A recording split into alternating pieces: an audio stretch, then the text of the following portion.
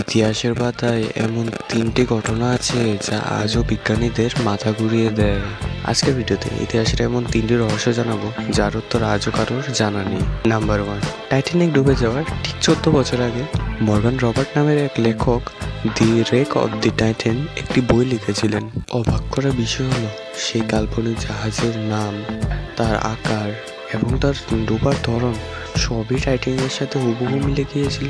Number 2, সমুদ্রের গভীরে একটি অদ্ভুত তিমি আছে যা গত কয়েক দশক ধরে একাকী ঘুরে বেড়াচ্ছে।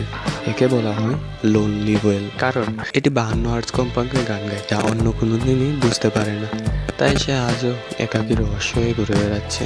নাম্বার 3, সবচেয়ে রহস্যময় ব্যাগ। ইতালির পভিগলিয়া দ্বীপকে বলা হয় পৃথিবীর অন্যতম অভিশপ্ত জায়গা। বলা হয় একসময় এখানে প্লেগ রোগে আক্রান্ত হাজার হাজার মানুষকে পুড়িয়ে মারা হয়েছিল। বুঝতে পারছো তো, পুড়িয়ে মারা হয়েছিল। আজও সাধারণ মানুষ সেখানে যাওয়া সম্পূর্ণ নিষিদ্ধ।